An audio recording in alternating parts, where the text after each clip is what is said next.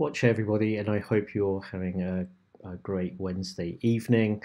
I just wanted to take a few moments to talk about. It must be, I guess, it must be a quiet news week for XRP because we've now had two, let's say, quite interesting price predictions for XRP, and I don't want to dwell too much on the actual mechanics of these predictions. I just want to go into some of the psychology of them and why we're seeing this sort of stuff today.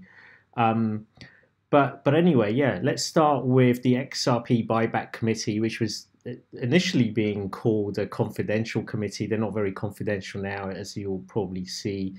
A few of their members have exposed themselves, and they've decided to come out as not quite as confidential as they were before. But yeah, these guys. Again, I think Moon Lambo completely tore a new hole in this argument for them. So I go and watch his channel. I'll leave a link to that video where I think he completely dismantles this kind of what is it, 100 and something thousand valuation dollar per XRP based on all of the money. So I did leave one comment for him, which is honestly the phrase "all the money is a meme." I don't think you should seriously consider it as the basis of a model for predicting the price of XRP. God, what was the price? I mean, it was 123,000, something like that, dollars per XRP. I just don't, it's so childishly naive that I have to think that adults are actually more capable of, they're not going to be that naive. They're doing this for a reason. I have to assume some kind of conspiracy because it's just too stupid an approach to take the let's say 5 quadrillion of money that exists by some estimate today on the entire planet, and then assume that XRP would match that value, and therefore there are 100 billion XRP that exist today and will be in circulation eventually. So let's divide 5 trillion by 100 billion and arrive at some kind of price. It's too stupid. It beggars belief. I'm sorry. So what is the reason for doing that? I start to get a little bit suspicious.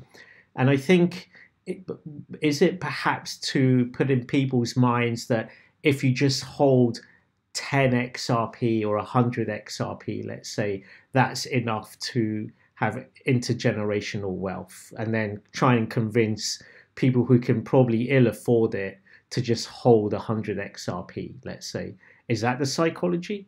To try and draw people into XRP as possible by giving a very ridiculous price estimate for this asset? I don't know.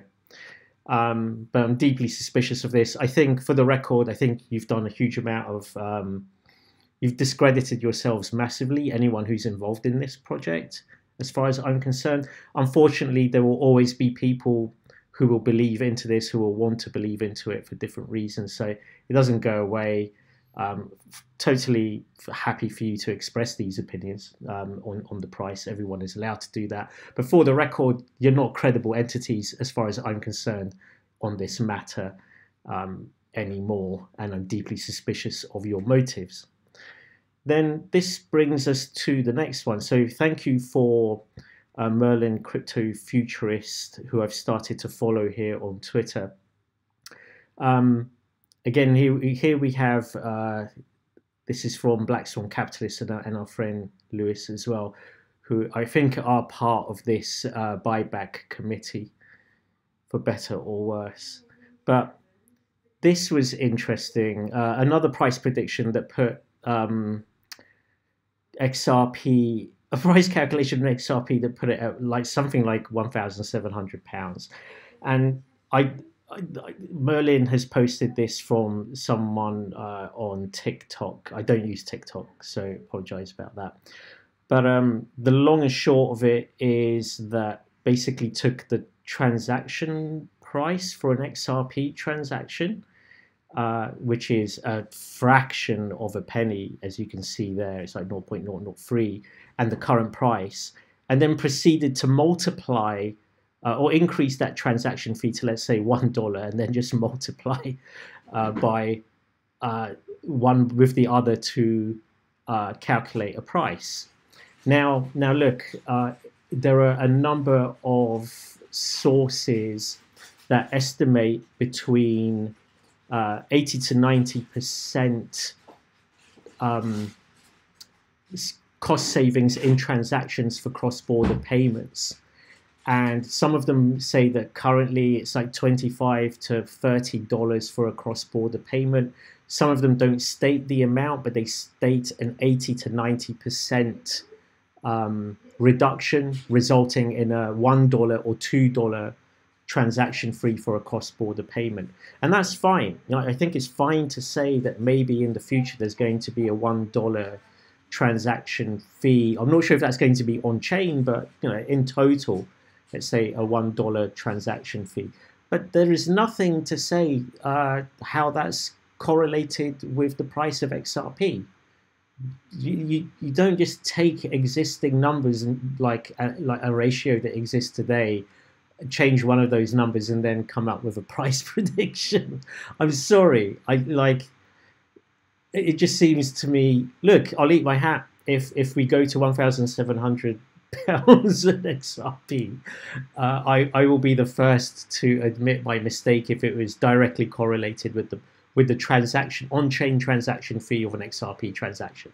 If that's the case, I will be throwing a large party for everyone and saying, profusely apologizing for my disbelief of £1,700 for XRP, or even £17, simply based on some kind of correlation with on-chain transaction fees and the price, which isn't explained.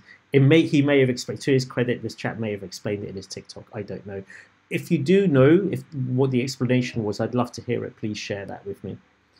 Why is this important? It's because I think it's just a bloody distraction from more sane ways of calculating price predictions, of which there are many, like that don't get the attention they probably should. Not least being, I think there are two that we should keep an eye on at the moment. And one of them is, what no one's really talking about, is what happens when the SEC Ripple case is settled. Let's say it's settled in preference for XRP and gives clarity to XRP. This is something that Charles Hoskinson said, and I don't know how related it is, if I'm honest with you, but I think it alludes to a question that is worth asking. So this was from his AMA in October. Let's just hear what he says here. Much you can do. Just any given Sunday, it's whoever the regulator decides to pick, and then there's a big fight. $100 million is spent. It's brutal and vicious, and a lot of hard feelings. And sometimes people win, sometimes people don't. I've heard rumors that the Ripple case will be settled December 15th, and we'll just see. And that could have catastrophic implications for the industry, one way or the other. So this caused some consternation in the community, and I don't think it was explored enough. I know Jungle Inc. created a video on this, and it was a good one, giving an explanation as to why is it that either way this thing is settled could be catastrophic for the crypto industry is a good question, right? We can't assume that everyone will win from a XRP Ripple settlement. We can't make that assumption. And for me, this boils down to the impact on institutional investors that are currently holding crypto in their treasury. Let's have a quick look. If you look at Grayscale, for example, there's 14 billion in Bitcoin, but let's keep Bitcoin exempt. I don't think any regulator can seriously try to claim that Bitcoin is a security. So let's keep Bitcoin outside of this. But you can see 5 billion of ETH as an institutional asset, smaller amounts of Litecoin and Bitcoin Cash. I wonder how much the total value of crypto being held by institutions is a worthy exercise. Why is that important to understand? Well, I would imagine that if there was a settlement for Ripple that gave clarity to XRP but to no other cryptocurrency, again, chief financial officers, chief investment officers would have a fiduciary responsibility to liquidate the assets they hold, which are not regulated, in exactly the same way as all of the exchanges delisted XRP when the SEC raised its case against Ripple.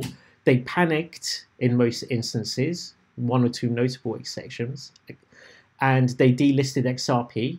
Well, if there's regulatory clarity for XRP, but not for any other crypto asset except Bitcoin, you'd be forced to liquidate those assets. And no one's really talking about this as much as I think they should be. Now, it may not be that much, right? We just said there's like, let's say 5 billion Ether, at least on Grayscale. I don't know what the size of institutional treasury holdings of crypto assets are, but wouldn't it be nice if people spent a bit more time looking at these numbers rather than multiplying one number with another to kind of come up with a price estimate? Does that not seem a more sensible way of spending your time to come up with a price prediction? I don't know. To me, it does. Anyway, yeah, so that I think is a potential. Is that what Charles was alluding to? I don't know. If someone has more information as to what Charles was alluding to in that statement, but I would imagine Charles knows that there are a number of institutions that are holding in their treasuries Cardano. There must be, right? And what would be the impact of regulatory clarity for Bitcoin and XRP and nothing else in the US? Probably wouldn't be great. Could argue it could be catastrophic, right? Well, I'll leave you with those thoughts. Thank you very much for your time. And again, I'll leave links to the other YouTubers that and other sources that have been helpful in creating this video. I hope you found it helpful. If you think it's useful to try and come up with a reasonable price model for XRP based on, let's say, the size of correspondent banking sector, the amount of institutional holdings, adoption from other use cases, then, like, subscribe, and let me know, because that's what I'm looking into. I would say a sensible price for XRP. Thank you very much, and have a good evening.